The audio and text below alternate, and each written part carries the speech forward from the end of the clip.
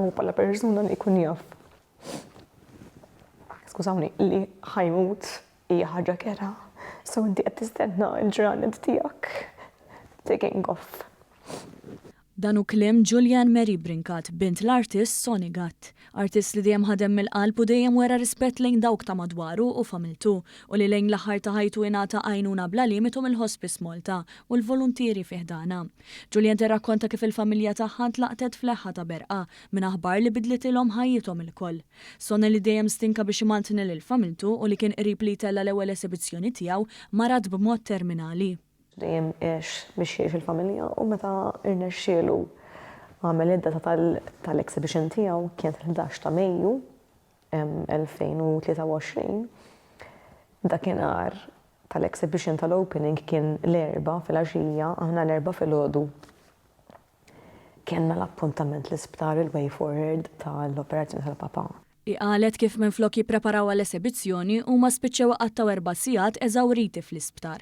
Kien hawn li ħadu l-aħbar li ebda trattament ma kienet jaħdem u bekk kien jeħtieġ il-kura paljattiva. Fil-għaxija morna jien ma naraw l-isptar, qabad li jdejja u hemmhekk bekk għall-papa u bkejt miegħu. Għalli ġu għallina fim ta' sew tajli l-onkologa għalli qataw qalba mhux minni, għalli m'għandhomx iktar tama. Minkejja dan Julian tibqa' kommessa li tkompli l-legat ta' missiera. Missieru artist li għex b'mod seren u ġielet sal-aħħar kontra l-marda li ħakmitu, anke bil-ħsibijiet li kien iħarbex. Żieda tajt kif il-hospice huma l-qalb tal-kura paljattiva, kif jagħtu dinjità lil dawk kollha li jirrikjedu dawn is-servizzi. Stqarret kif hemm mitrattawh bħala membru tal-familja sal-aħħar ta' ħajtu, bażla ta' servizzi b'xejn kemm għall-pazjenti kif ukoll għall-qraba. Mistoqsija xi jfisser il-hospice għaliha u l-familta, Julian qalet hekk. Nistħajla jisek għandek persuna qabditek minn spallejk ta' tbitlek u ħatu ħsiebek. Il-hospice dejjem qiegħda hemm għalik li n-nies importanti jkunu jafu fuq din.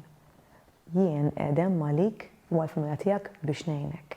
Bin Sonny gassaħ Edward l-importanza li n-nies jagħtu lura u jgħinu lill-Hospice Malta. Fl-isfond li l-ħadd li ġej se tiġi organizzata l-maratona ta' ġbir ta' fondi għal dan il-għan. Il-maratona se ssir bejn il-11 ta' filgħodu u l-11 ta' billej u tixxandar anke fuq wan. Din se tgħin fil-ħidma tal-hospice biex tkompli tassisti lil dawk kollha fil-bżonn fejn jidħlu madwar 3 każi ġodda kuljum. Il-fondi se jgħinu wkoll biex jibda jingħata servizz ġdid ta' inpatient unit b'16 kamra f'ambjent seren u b'aċċess għal ġonna fil-binja f'Santa Venera li għadha kemm ġiet inaugurata wara finanzjament b'saħħtu wkoll mill-Gvern.